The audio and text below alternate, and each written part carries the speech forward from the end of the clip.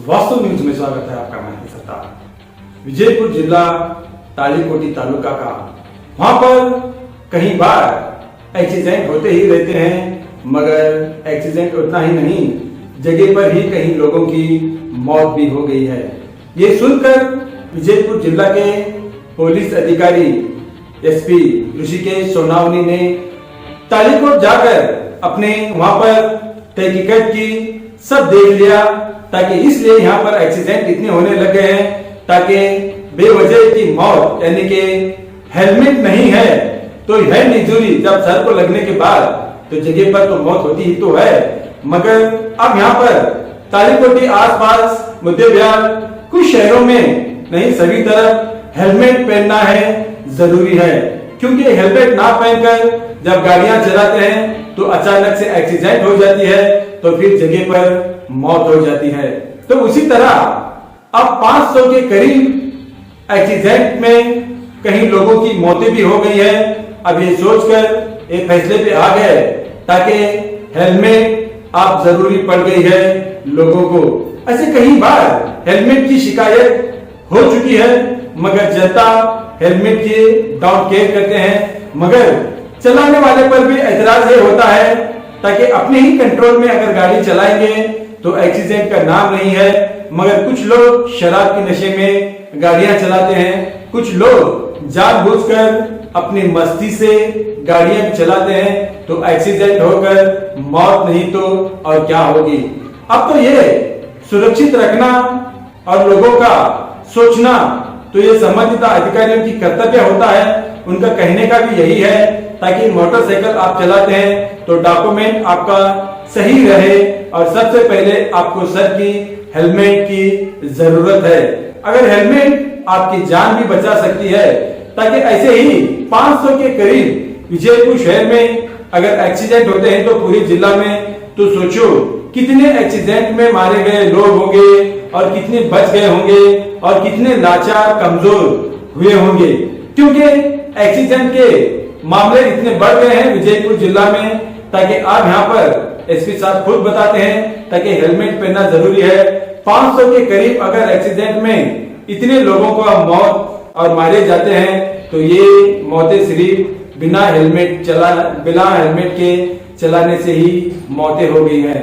आप सोचो, अब वहां पर जाकर अगर खुद एसपी साहब ने वहां पर जाकर तहकीकात करते हैं और मुलाकात करते हैं वहां के अधिकारियों को, तो आप यहाँ पर एक्सीडेंट कितने होते रहते हैं ना जाने। अब तो ट्रैफिक तो बढ़ते जाने लग गई है हर शहर और गांव में, मगर संचारी पुलिस वालों की भी जरूरत है, मगर मौत के आंकड़े सुनेंगे तो पैर से जमीन खिसक जाएगी। देखेंगे एक रिपोर्ट में।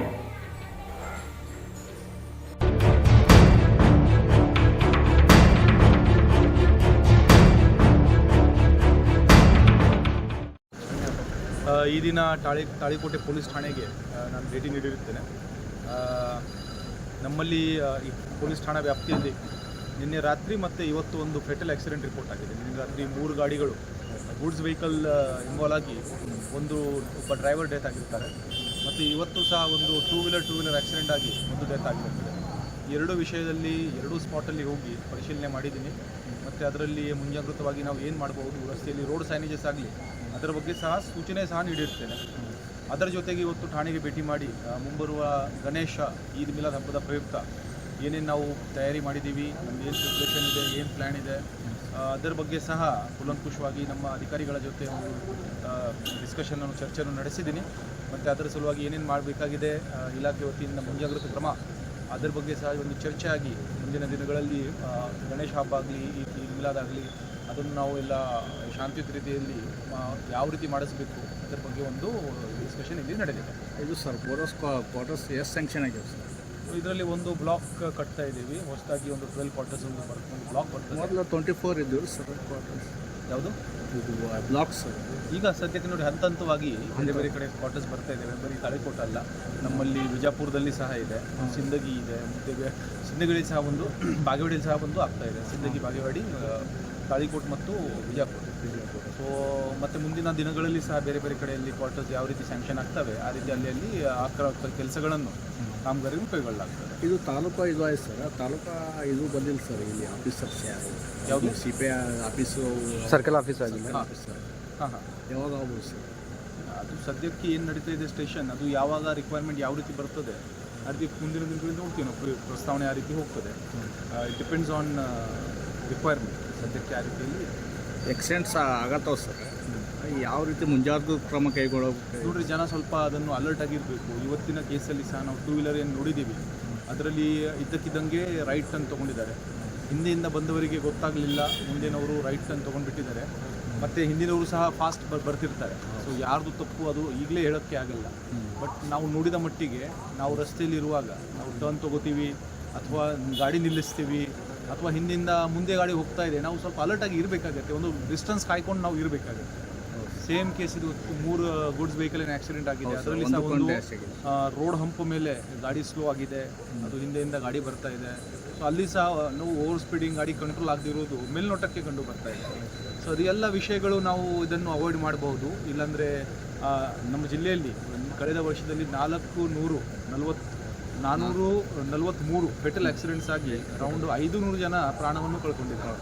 ಈ ವರ್ಷದಲ್ಲಿ ಸಹ ಅರೌಂಡ್ 250 ಫೆಟಲ್ ಆಕ್ಸಿಡೆಂಟ್ಸ್ ಆಗಿದ್ದಾವೆ. ಸೊ ಅದು ಬಹಳ ಕಂಟಿನ್ಯೂಸ್ ಆಗಿ ಆಗ್ತಾ ಇರ್ತದೆ.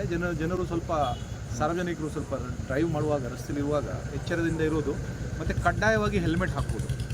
ಕಡ್ಡಾಯವಾಗಿ ಹೆಡ್ ಇಂಜುರಿ ಆಗಿ ಡೆತ್ ಆದವರ ಸಂಖ್ಯೆ ಬಹಳ ಜಾಸ್ತಿ ಇದೆ. ವಿಶೇಷವಾಗಿ ಟೂ ವೀಲರ್ನವರು ಕೆಳಗಡೆ ಬಿದ್ದ ತಕ್ಷಣ ತಲೆಗೆ ಏಟು ಬಿದ್ದು ಡೆತ್ ಆಗುವುದು ಬಹಳ ಸಹಜ. ಸೊ ಅದಕ್ಕೆ ಹೆಲ್ಮೆಟ್ ಹಾಕಿದರೆ ಅದು ಒಂದು ಪ್ರಾಣಾಪಾಯದಿಂದ ದೂರ ಆಗ್ಬೋದು. ಇದೊಂದು ಸರ್ 2 ಸರ್ಕಲ್ ಬರ್ತಾವೆ sir, Ambedkar circle, Basaveshwara circle. ಇಲ್ಲೆಲ್ಲಿ ಟ್ರಾಫಿಕ್ ಹೆಚ್ಚಾಗೋಕ್ಕೆ ಸ್ವಲ್ಪ ಏನೋ ಮುಂಜಾಗ್ರತೆ ಪಾರ್ಕಿಂಗ್ ಸಮಸ್ಯೆ ಇದೆ ಸರ್ ಇಲ್ಲಿ. ಪಾರ್ಕಿಂಗ್ ಸಮಸ್ಯೆ ಈಗಾಗಲೇ ನಾವು ಹೇಳಿದ್ದೀವಿ, ನಮ್ಮ ಇನ್ಸ್ಪೆಕ್ಟರ್ ಅವರಿಗೆ PSN ಅವರಿಗೆ ಹೇಳಿದ್ದೀವಿ. ಅದರ ಬಗ್ಗೆ ಏನು ಲೋಕಲ್ ಆಗಿ ಯಾವ ರೀತಿ ನೋ ಪಾರ್ಕಿಂಗ್ ಹೇಗೆ ಎನ್ಫೋರ್ಸ್ ಮಾಡೋದು ಅದರ ಬಗ್ಗೆ ಅವರು ಸಾಧಕ ಬಾಧಕ ಲೋಕಲ್ ಸ್ಥಳೀಯ ಅಧಿಕಾರಿ ಜೊತೆಗೆ ಲೋಕಲ್ ಬಾಡಿ ಜೊತೆ ಡಿಸ್ಕಸ್ ಮಾಡಿ ಅದರ ಬಗ್ಗೆ ಏನೋ ತೀರ್ಮಾನ ಮಾಡ್ತಾರೆ. Okay, thank you sir, thank you.